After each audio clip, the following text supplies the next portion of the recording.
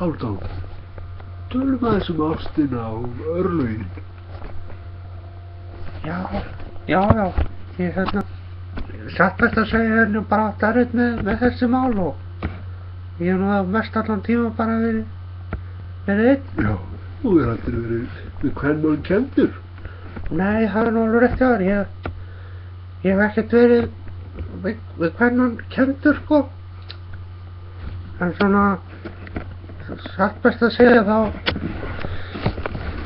hef ég verið að leita og ég á tímabili leitaði ég mikið, sko. Ég var á,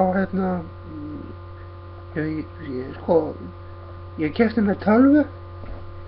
Ég var mikið á síðunni einkamál. Já, og þú leitaðir þar ástina. Og fannstu ástina?